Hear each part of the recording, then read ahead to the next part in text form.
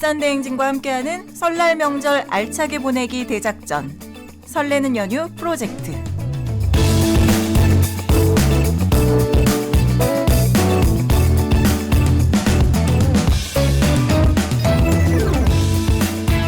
설레는 연휴 프로젝트 오늘은 독서편인데요. 우리 울산의 지역 작가이신 김수빈 작가와 함께합니다. 어서 오세요.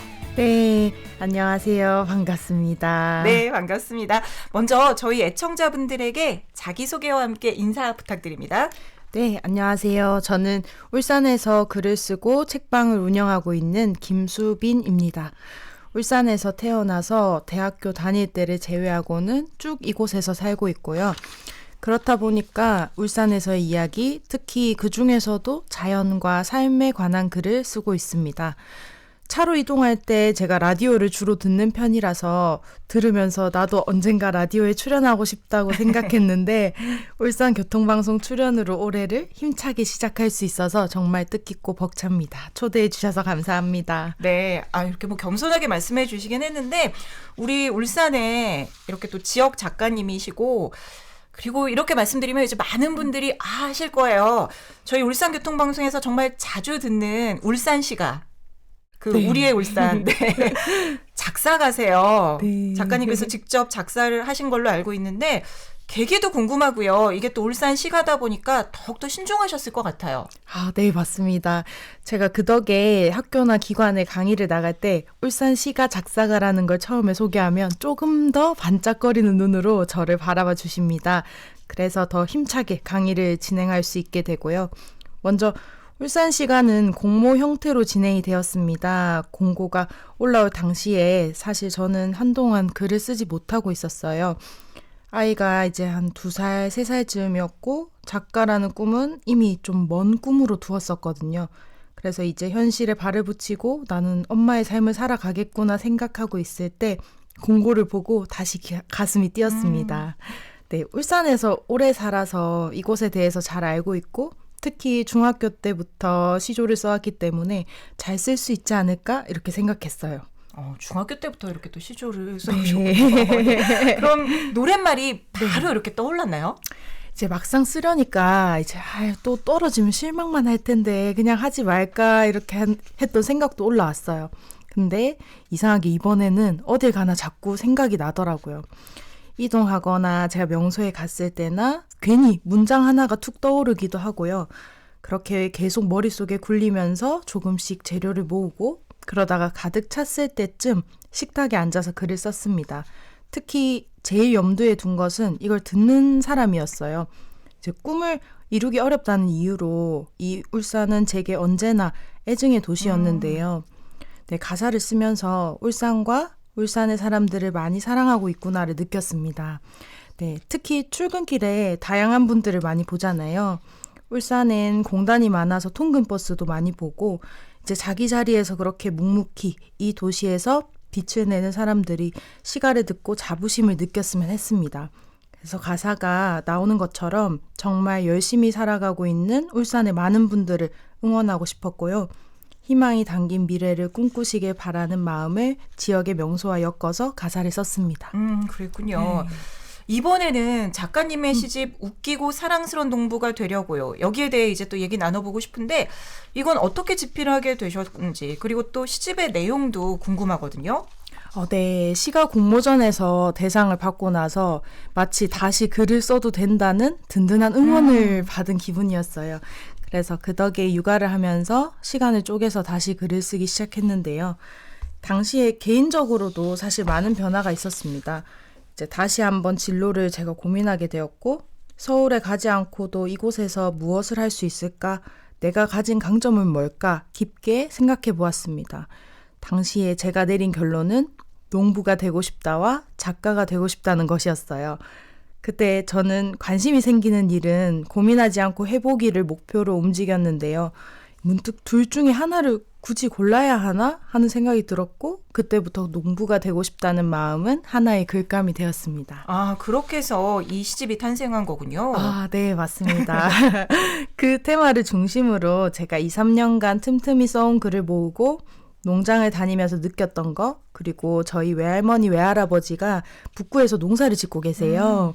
네, 8살까지는 바쁜 부모님을 대신해서 할머니 손에서 컸었는데 그때의 경험들을 함께 엮은 시와 시조를 담았습니다.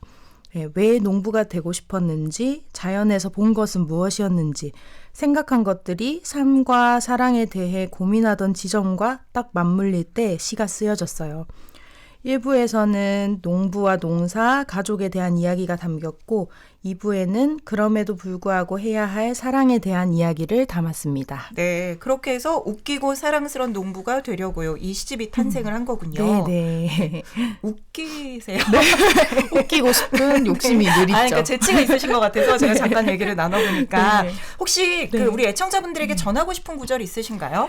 네. 저는 시집에 처음으로 수록된 농부와 작가라는 시 중에 일부를 소개하고 싶습니다. 읽어드릴게요. 하여야 한다는 강박 없이, 할 수 있을까 의심 없이, 밝고 어두운 시간 매일 글밭에 나가는 것. 젊음이 진다고 슬퍼할 무렵 조그맣게 맺힌 열매로 생각지 못한 기쁨 얻는 것. 살아가는 힘, 사랑하는 힘, 그곳에서 올 테지. 나는 이미 농부였던 거지. 네.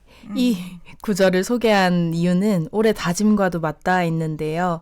네, 작가로서도 무언가 새로운 도전을 할 때도 이쪽으로 가도 되나 하는 생각이 많이 들어서 주저하는 시간이 길었습니다. 네, 저의 길을 하나하나 이제 만들어가면서 보니까 중요한 건 그냥 하기더라고요. 너무 거창한 꿈을 꿀 때는 막막해서 오히려 글이 더 안 써졌었는데 막막함을 빠져나오는 건 작은 행동이었습니다. 네, 이제 의심하지 않고 오늘 하루 글을 쓰고 사랑하는 사람들과의 행복도 놓치지 않고 충분히 삶을 사랑하면서 살고 싶습니다. 네, 그런 하루가 쌓이면 저도 모르는 사이에 원하는 곳에 다 있을 거라고 믿고요. 청취자분들도 올 한 해 이루고 싶은 게 있으시다면 의심하지 말고 작은 것부터 시작해 보셨으면 합니다. 네, 좋습니다. 오늘 저희가 또 설날 특집 방송으로 함께하고 있는데 연휴에 읽기 좋은 책들도 소개해 주신다고요? 네. 아무래도 설 연휴에는 가족과 다시 만나기도 하고 재충전의 시간을 보내실 것 같은데요. 2권 정도 추천해 드리고 싶습니다. 먼저 조수필 작가님의 나 즈드라비인데요. 나 즈드라비는 체코어로 위하여라는 뜻이라고 합니다. 이 책에 나오는 등장인물들은 각자의 사연을 가지고 프라하에서 만나게 되는데요. 읽으시면서 나의 소중한 사람 혹은 가족에 대해서 생각해 볼 수 있고 읽는 동안 여행을 하는 기분이라 연휴 동안 여행을 간다는 마음으로 읽으시면 좋을 것 같아서 추천합니다. 특히 작가님이 울산과 부산에서 라디오 작가 생활을 오래 하시다가 체코로 가셔서 생활하시고 다시 울산으로 오신 분이라 괜히 더 가까운 마음도 들고요. 네, 주인공의 이름과 나이가 저와 같아서 또 깜짝 놀랐답니다. 성은 네. 다르더라고요. 네. 그러면 또 다른 책 혹시 또 소개해 주실 거 있나요? 네, 또 한 권은 이은경 작가님의 아무튼 명상입니다. 아무튼 시리즈가 일상 속에서 접할 수 있는 이야기와 언어로 작가가 가장 좋아하는 하나를 관심을 가지다가 하나를 가지고 풀어낸 에세이인데요. 저도 명상에 대해 관심을 가지다가 작년 연말부터 일주일에 한 번씩 수업을 듣고 있어요. 아직 잘 못하지만 해보니까 명상이란 게 결국 나를 들여다보면서 가장 먼저 나에게 다정해지고 나에게 다정해지다 보니 타인에게도 조금 더 너그러워질 수 있는 방법이더라고요. 이 작가님도 직장에서 받은 스트레스로 폭음과 폭식을 이어가다가 우연한 계기로 명상과 요가를 접하면서 삶과 삶에 대한 생각이 달라지셨다고 해요. 직장 생활을 하시는 분들이라면 특히나 공감하면서 읽으실 거라 생각합니다. 네, 책 추천 감사드리고요. 마지막으로 저희 애청자분들에게 전하고 싶은 얘기가 있으시다고요? 네, 울산에서 글을 쓰고 책방을 한다고 하면 다들 신기해하십니다. 이제 잘 보기 어려우니까 더욱 궁금해하시는데요. 네. 네, 아직도 갈 길이 멀지만 스스로를 믿고 새로운 길을 갈 수 있었던 건 책 덕분이었습니다.